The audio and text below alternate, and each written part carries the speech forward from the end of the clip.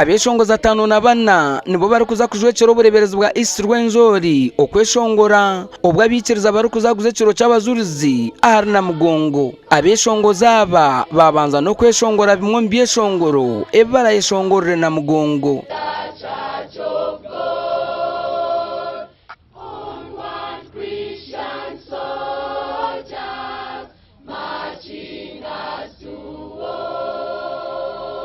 Kireki neco kuhamya kwikiriza kwitu nk'abakristayo abantu aba bakabita abo kwikiriza mukama w'Yesu Yesu Kristo mwene kitwijusya okugumani itwe ntuhamye kwikiriza kwitu ntuhamye nyikiriza yitu habeho ki itwe turi abakurasi ba Kristo mwene kuzayo no kuza kwijuka emirimo yabe mirunje yibakozire no kubakiro kinu ebyo kwezi 30 twasimburamu nyonkanye ni Prince Meribo muno kandi ni pura ninyetenga kwikajya babajulizi no mwanya kubakerireho urugendo niteka ngo nuruza kwanguha nko kuwareba programu ibyaho mureberezi na commissioninga mureberezi bakabasha abantu 50 irizoba mwareba maskwa yetu eitwa irangu yatandishiraho urugendo hati baza kugenda abagana gani mareberezi byaba twine byeshongoro bingi.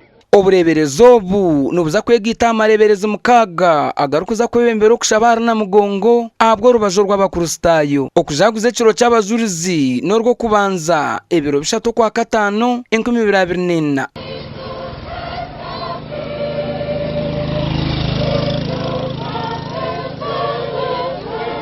Amakuru agagasha kwa Ansona Twini.